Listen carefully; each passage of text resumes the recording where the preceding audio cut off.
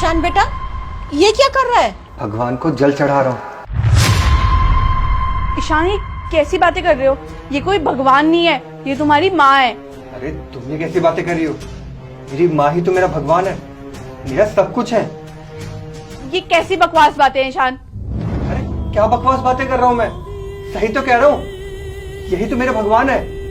ये कैसी धक्केनुसी बातें कर रहे हो? और ये बातें कौन सिखा रहा है तुम्हें? अपने दोस्त से।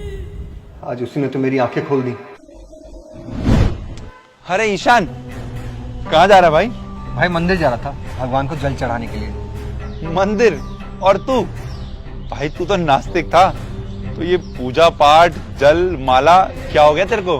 अब क्या बताऊं यार, मेरा काम काफी टाइम से ठीक नहीं चल रहा था, तो किसी ने कहा कि भगवान में थोड़ी आस्था रख ले और जाके भगवान को जल वल चढ़ा दे। तो हमने कहा चलो भाई ये भी करके देख लेते हैं। सही है भाई।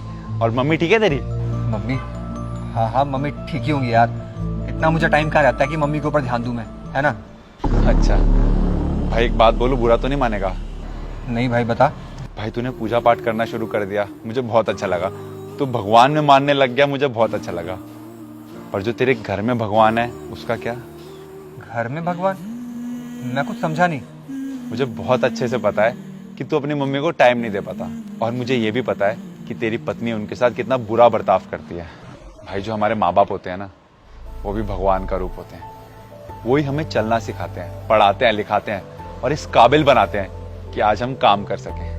और वैसा ही तेरी माँ ने किया, और आज उनके साथ ये बर्ताव हो रहा है। भाई पहले घर में जो भगवान है, घर में जो माँ है, उनकी इज्जत करो, उनकी पूजा करो, फिर जो ये बाहर वाला भगवान है ना, वो भी तुम्हारी सुनेगा। भाई बहुत सही कहा तूने, मैं आज यही काम करके देखता हूँ। अरे हम मंदिर मस्जिद भटकते हैं, दर दर भटकते हैं, किसको ढूंढने के लिए? भगवान को ना। लेकिन हमारे घर में जो भगवान है, हम उसको तो नजरअंदाज कर देते हैं। और वही गलती मैं कर रहा था, अपनी माँ को ही मैंने इतने टाइम तक नजरअंदाज किया।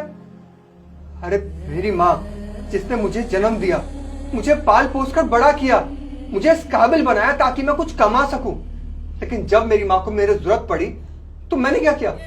मैंने अपनी माँ को नजरअंदाज कर दिया, उन पर ध्यान ही नहीं दिया। अरे माना कि मैं भटक गया था, लेकिन अदिति तुम क्या कर रही थी?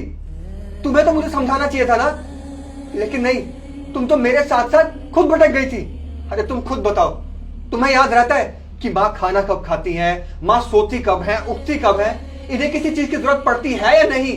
और अगर यही हरकत तुम्हारी भाभी तुम्हारी माँ के साथ करे तो क्या तुम्हें अच्छा लगेगा? नहीं लगेगा ना।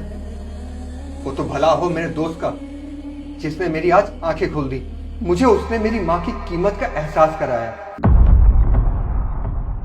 मम्मी जी, हम दोनों को प्लीज माफ कर दीजिए, मेरी गलती है। अगर ईशान भटक गया था तो मुझे उसे समझाना चाहिए था, ना कि उसके साथ चल देना चाहिए था। हम भूल गए थे कि हमारे घर में जो भगवान है, अगर हम उनका आदर करेंगे, उनका सत्कार करेंगे, तो जो बाहर वाला भगवान है ना, वो अपने आप हमारा साथ देगा। हमें प्लीज माफ कर दीजिए मम्मी जी।